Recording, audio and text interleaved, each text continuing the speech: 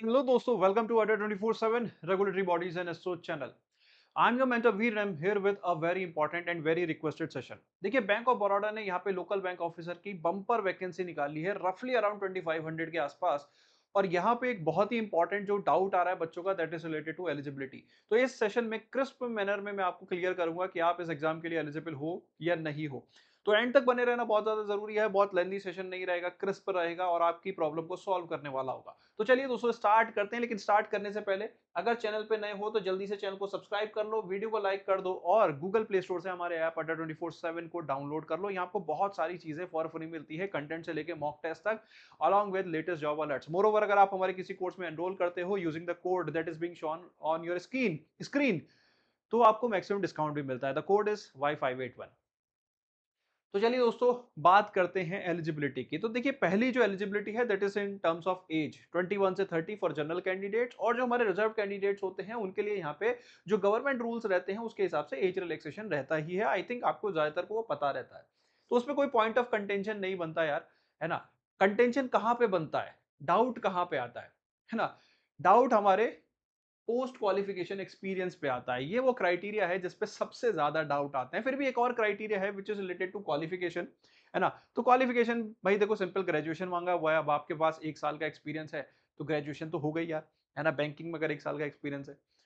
और दूसरा यहाँ पे लिखा हुआ है प्रोवर्ड सर्टिफिकेशन। देखिए क्या है कि अगर आपके पास इनमें से कोई भी सर्टिफिकेशन होगा, इनमें से कोई सी बोले तो एक IC38 बेसिकली इंश्योरेंस एजेंट का जो सर्टिफिकेशन होता है IRDAI का, वो अगर आपके पास है, या म्यूचुअल फंड डिस्ट्रीब्यूटर का जो निज्म का सर्टिफिकेट होता है 5A, या फिर पोर्टफोलियो मैनेजमेंट सर्विसेज का जो सर्टिफिकेशन होता है निज्म का अगेन, या कमोडिटी डेरिवेटिव सेगमेंट का जो हमारा सर्टिफिकेशन होता है, इनमें से कोई सा भी सर्टिफिकेशन अगर आपके पास है तो आपको हो सकता है इंटरव्यू में प्रेफरेंस दी जाए। ये नहीं कि ये चाहिए ही चाहिए, प्रेफरेंस दी जाएगी, ठीक है। तो coming back post qualification experience के बारे में बात करें तो यहाँ पे मिनिमम 1 ईयर का एक्सपीरियंस मांगा गया है, ठीक है। That too at an officer level.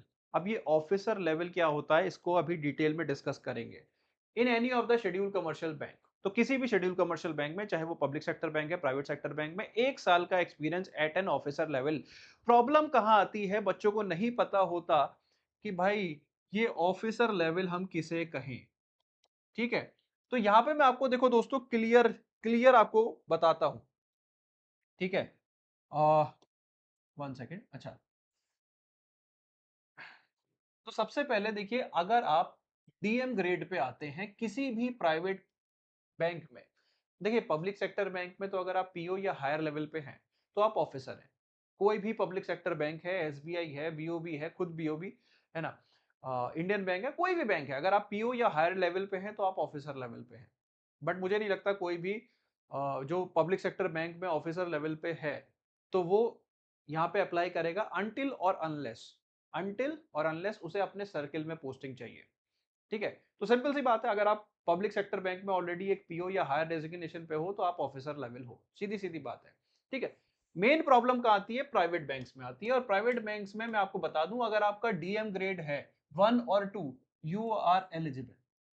क्योंकि ये मेरा एक्सपीरियंस रहा है पब्लिक सेक्टर बैंक्स में के जो रिक्रूटमेंट होता है उसमें DM ग्रेड को वो ऑफिसर कंसीडर करते हैं। फिर आप चाहे रिलेशनशिप मैनेजर हो, क्रेडिट मैनेजर हो, है ना सॉरी। तो DM लेवल पे जो है आपका एक्सपीरियंस कंसीडर किया जाता है एज ए ऑफिसर लेवल, है ना। तो यहाँ पे डाउट नहीं होना चाहिए। अब बहुत सारे बच्चे जो मेरे SBI CBO वाले हैं वो कह सकते हैं नहीं नहीं सर मुझे कंसीडर SBI CBO ने नहीं किया। भाई उन्होंने इस बार नहीं किया, और इस बार की स्क्रीनिंग में मुझे डाउट हुआ था तो मैंने ग्रीवेंस एड्रेस मतलब ग्रीवेंस खुद भी डाली है ना, कि भाई क्या क्या पैरामीटर्स हैं आपके, आप डिक्लेयर करो। लेकिन ये सब चीजें मैंने बाकी किसी बैंक में नहीं देखी, इतने टाइम से मैं तैयारी कराता आ रहा हूँ। तो DM ग्रेड पे मैंने बाकी बैंक्स में नहीं देखी, ठीक है। अब अगर उन्होंने भी ये क्राइटेरिया इस बार चेंज कर दिया तो भाई कह नहीं सकते, है ना।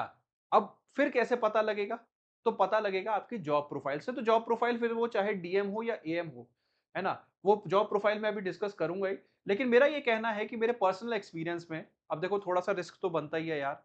ये पब्लिक सेक्टर बैंक्स कभी भी सरप्राइज कर देते हैं, SBI CBO ने इस बार कर दिया, है ना। तो DM level is acceptable as an officer level in my personal opinion, ठीक है। डाउट कहां पे आता है, डाउट आता है AM लेवल पे, असिस्टेंट मैनेजरियल लेवल पे। अब हमें कैसे पता लगे ईएम लेवल पे कि हम एलिजिबल हैं या नहीं हैं, कैसे पता लगे सर? तो देखो फिर हमें आपके रोल्स, रिस्पॉन्सिबिलिटीज है ना, आपकी जॉब प्रोफाइल देखनी पड़ेगी। अगर जैसे आपकी जॉब प्रोफाइल मैच होती है किसी कैशियर से, टेलर से, ब्रांच ऑपरेशन एग्जीक्यूटिव से, कस्टमर सपोर्ट एग्जीक्यूटिव हैं आप, या फिर आप कहते हैं ना क्रेडिट एग्जीक्यूटिव हैं, तो इनमें से किसी भी रोल से अगर आपका प्रोफाइल मैच होता है तो आप ऑफिसर नहीं हैं। आप ऑफिसर नहीं है। मैं जैसे यहाँ पे बता रहा हूँ कि सपोज आप टेलर हैं, ठीक है, आप कैशियर हैं, आप ब्रांच ऑपरेशन एग्जीक्यूटिव हैं, या एनी फॉर्म ऑफ एग्जीक्यूटिव है, भले ही आपका डेजिग्नेशन जो है वो एएम है, you are not eligible, you are not eligible.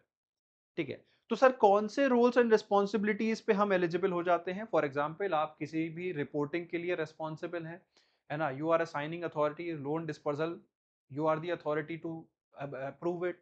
ठीक है। There is a department that there is a staff that reports to you, है ना।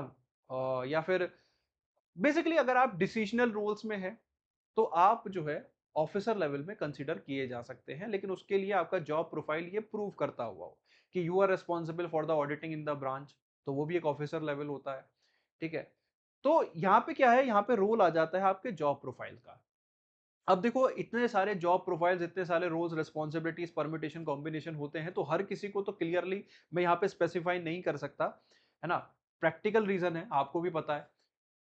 लेकिन फिर भी अगर आपको लगता है आप ईएम लेवल पे हो और आपकी पर्टिकुलर जॉब प्रोफाइल पे आपको डाउट आ रहा है कि आप, वैसे तो मैंने बता दिया कि कौन से नहीं है ना, लेकिन फिर भी आपको डाउट आ रहा है कि मैं हूं कि नहीं हूं, तो आप एक काम कर सकते हो, आप इस वीडियो के कमेंट सेक्शन में आप डाल सकते हो अपना डेजिग्नेशन और अपनी जॉब प्रोफाइल। ज्यादा कुछ डालने की जरूरत नहीं है, बैंक की डिटेल्स, बस इतना डालो कि आपका डेजिग्नेशन ये है, आपका जॉब प्रोफाइल ये है। बेस्ड ऑन दैट मैं यस और नो कर दूंगा, जिसके बेसिस पे आप डिसाइड कर पाओगे। इफ आई से यस तो आप डेफिनेटली अप्लाई कर सकते हो, अगर मैं कह दूं नो तो दैट मीन्स एक डाइसी केस है, चांसेस कम है।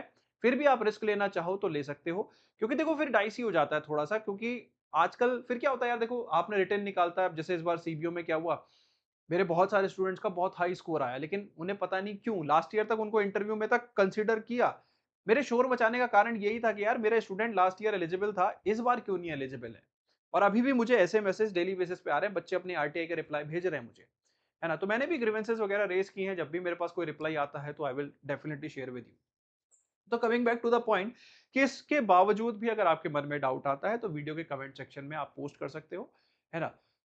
So that's it guys. लेकिन अब आते हैं कि जो एलिजिबल है उन्हें अगर प्रिपरेशन करनी है, दे आर श्योर, तो भाई देखो यहाँ पे अड्डा 24/7 is a very renowned name in the in these kind of examinations, है ना। बहुत सारे एस्पिरेंट्स को हमने ऑफिसर्स में कन्वर्ट किया है, स्केल 2, स्केल 3, स्केल 4 तक सपोर्ट हम प्रोवाइड कराते हैं।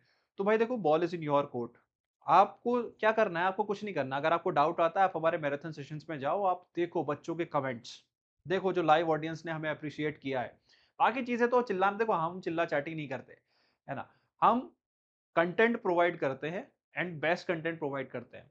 तो if you want to prepare with us, सीधी सीधी बात है भाई, सीधी बात, नो बकवास, you can enrol in our course. Enrol कैसे करना है, अड्डा की वेबसाइट पे जाओ, यहाँ पे आप स्क्रॉल करोगे रेगुलेटरी बॉडी सेक्शन में, तो बीओबी एलबीओ एग्जाम यहाँ पे आपको कोर्स दिखेगा। ठीक है, इस पे क्लिक करो। यहाँ पे जो प्राइस शो हो रही है इसे पे करने की जरूरत नहीं है। मोर ऑफर्स में जाओ, कोड यूज करो जो आपकी स्क्रीन पे शो हो रहा है, Y581। As soon as you apply it the prices will fall down. ये देख रहे हो यहाँ पे 80% डिस्काउंट हो गया है, अभी सेल चल रही है, कुछ दिन में ये प्राइस राइज हो जाएगी, तो बाद में मत कहना सर ये आपने हैवी प्राइस पे दिया। ठीक है। और अगर आप ऐप के थ्रू बाई करोगे तो ये और कम हो जाएगा, 81% हो जाएगा। तो ball is in your court, आपको हमारे साथ प्रिपरेशन करनी है या किसी और के साथ, समझ जाओ है ना। मैंने देखा है कि कुछ लोगों का तो कंटेंट चिल्लाते हैं हम बेस्ट हैं, हम बेस्ट हैं, या कुछ भी करते हैं, वट एवर इट इज, और और उनका कंटेंट मतलब इतना ज्यादा आउटडेटेड है, पता नहीं वो कैसे क्लेम कर लेते हैं कि हम अच्छा करा रहे हैं या कैसा करा रहे हैं। खैर चलिए छोड़िए, इस बारे में बात नहीं करते। Coming back to the point, wish you all the very best. If you have any doubt, do let me know in the comment section. And if you really want to prepare, the solution is here. Thank you so much. Wish you all the very best.